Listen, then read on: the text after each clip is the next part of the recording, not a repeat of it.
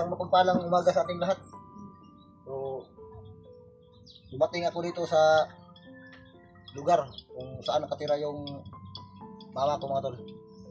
So, hindi pa ako nakarating doon sa kanilang tirahan. Dumiretso muna ako dito sa tirahan ng aking kapatid na panganay. So, kagabi mga tol, pagdating ko dito, medyo ano na, malalim na yung gabi.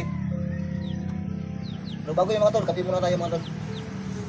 So pagkatapos ito mga tol, aalis naman ako para bisitahin yung mga mag-ina ko mga tol, kung saan ko sila iniwan, para din naman sa kanilang kapakanan. Dahil sa, yun nga, sa alam na ninyo, inilayo ko yung mga anak ko doon sa aking tirahan dahil sa mga kaganapan na nangyari doon sa aking tahanan. So pagkatapos nito mga tol, itong umagang ito ay tutungon ako doon kung saan ko iniwan yung mga anak ko, para din naman makita ko at magbisita ko yung kalagayan ng ating ina. So dito muna ako kagabi mga tol natulog dahil magmamadaling araw na, malapit na maging alauna ng umaga na dumating ako dito sa sobrang layo ng biyahe, kaya nagabihan ako ng gusto mga tol. So, kumusta kayo mga tol? Naway, huwag sana kayong magsawang magsuporta.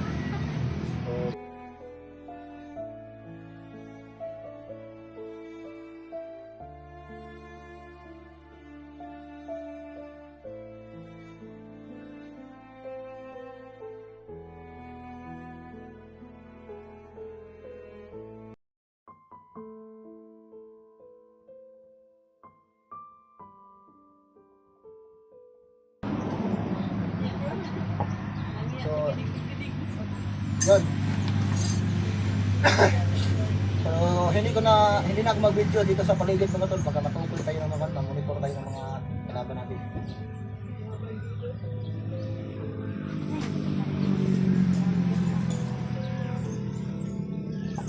So, mula dito mga tol ay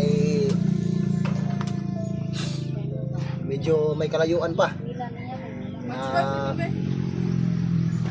isang oras mahigit o dalawa bago ako makarating doon sa tahanan ng aking ina. So may nag-chat din sa akin mga tol kung bakit daw na hindi na ako nagbalik doon sa kagubatan para matulungan din naman yung mga kasamahan ko yung kanilang kalagayan. So yun nga, hindi niya siguro na subaybayan lahat ng aking mga upload. At ang problema, minsan lang po talaga ako nakapag-upload mga tol dahil sa yun. Kaya, paumanhin mga tol. Kaya hindi ako nakapag-upload ng mga ilang araw dahil sa katulad ng nalalaman ninyo ay nagtatrabaho ako samantala para makaipon din naman para sa pangangailangan ng aking mga anak. Pero samantala lang ito mga tol, yung pagtatrabaho ko, kailangan ko talagang mag-ipon para may magamit din yung mga bata, yung mga pamilya ko. So after nito mga tol ay babalik din naman ako sa kagubatan.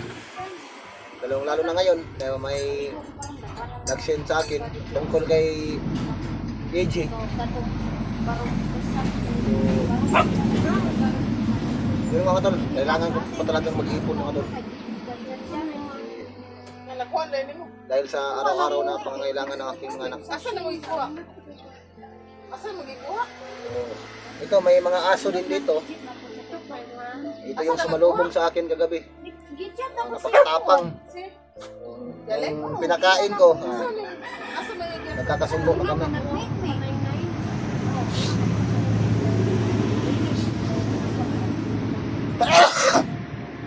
So, Asa mo nag-meet dyan eh?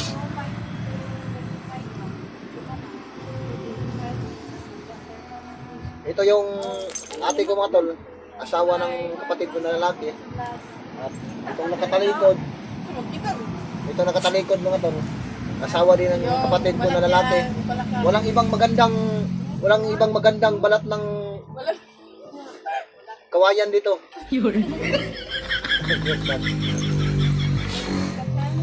So, ito, asawa ng kapatid ko itong dalawa.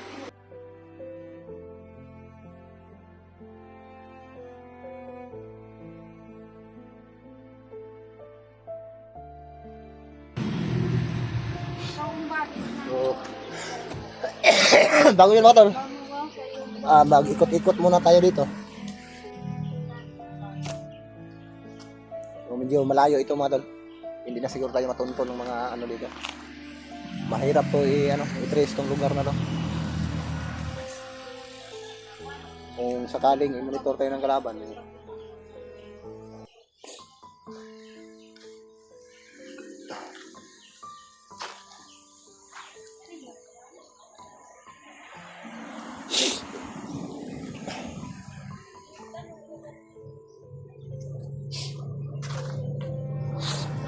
So, medyo maingay lang yung dito banda mga tol, may mga sasakyan kasi na dumadaan. Malapit lang kasi ito sa kalsada o daanan ng mga sasakyan. Itong tinitirhan ng aking kapatid. Pero hindi ko na videohan mga tol, para din naman sa safety.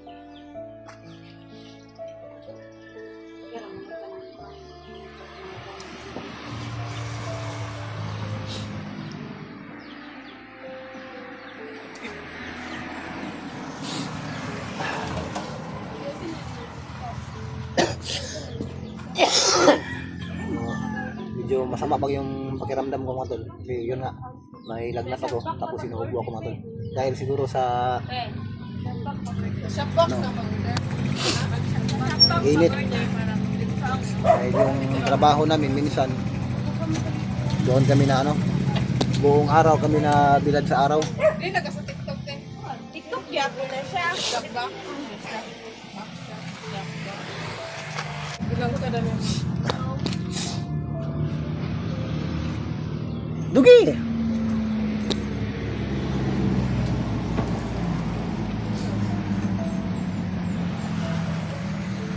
Kape, kape, kape.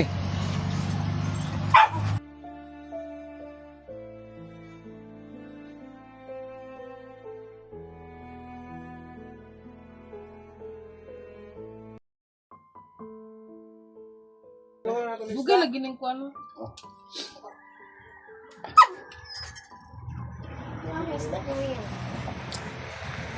Ano na mo deh?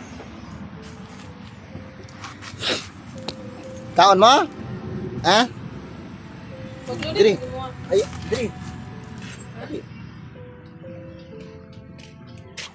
Ali.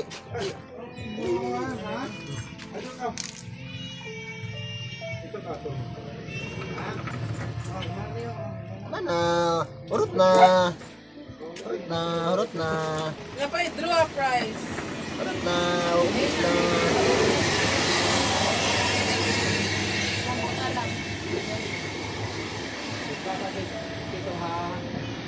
Ang daming alagang aso dito.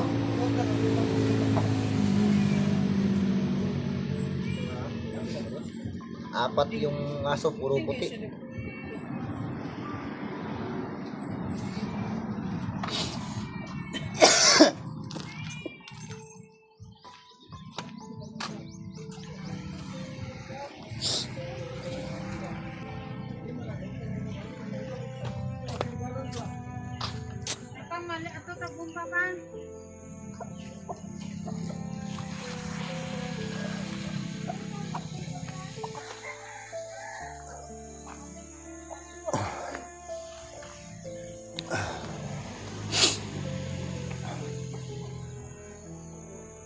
So, maganda dito mga tol ay tahimik yung paligid.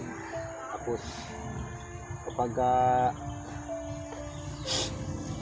gabi masyadong malamig dito mga tol.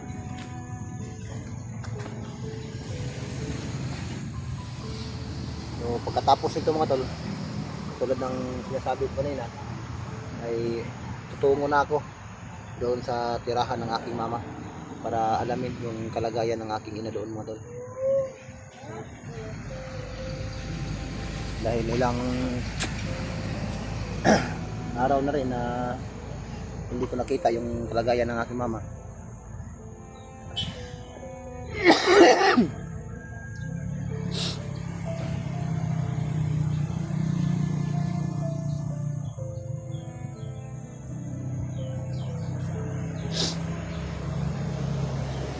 So, yun nga mga tol, ay dinala ko dito yung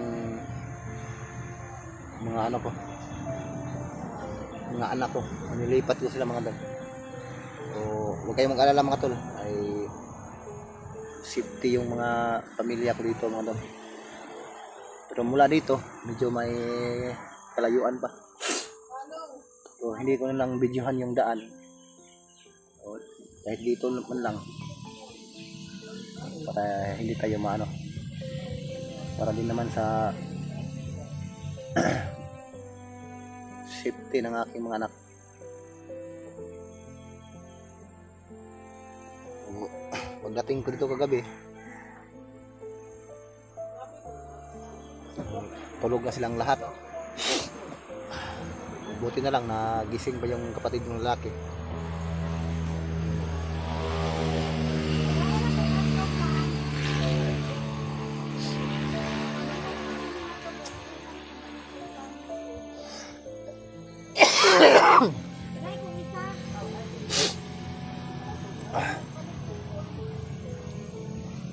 Grabe yung ano ko, yung ubo ko. Dahil siguro sa sobrang init doon sa trabaho mo doon.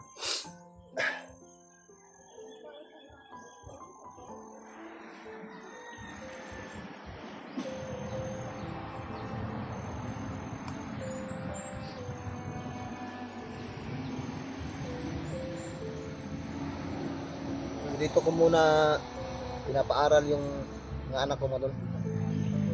Dahil doon sa bahay namin, medyo may kalayuan talaga yung paaralan. Tapos minsan lang ako doon dahil nasa trabaho ako. Kaya nagpasya ako na dito lang muna sa lugar ng aking ina dahil malapit lang yung paaralan.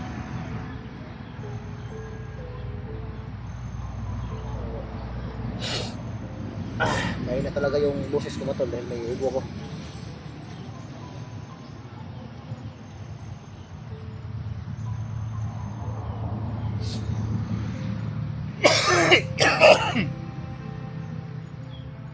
So, mga tol, pakisuyo, pakishare na lang po ng aking video sa aking dalawang bayaw, si Bads at si Remart, para maalaman din nila yung mga pamangkin nila ay nilipat ko muna dito sa lugar ng aking ina para dito nila ipagpatuloy yung kanilang pag-aaral.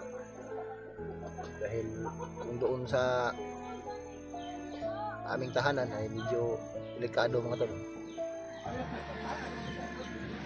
May mga nag-aaligid na doon. Kaya minsan lang nga lang ako makauwi doon sa amin mga tol. Kasi okay lang sana kung nandoon ako parati. Parati tayong wala doon dahil nga sa paghahanap buhay natin mga tol. So yun, magandang umaga po sa ating lahat mga tol.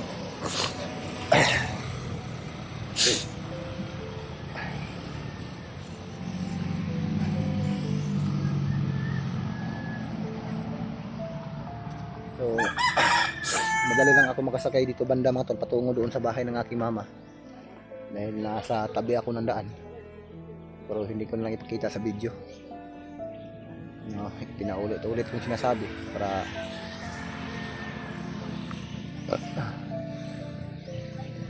so hindi tayo abuti ng 2 oras makakarating na ako doon sa bahay ng ating mama.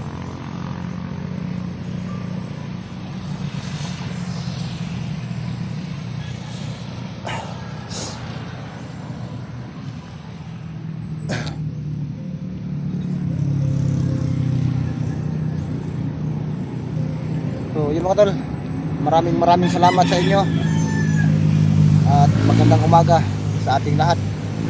So ingat po kayo, God bless sa inyo.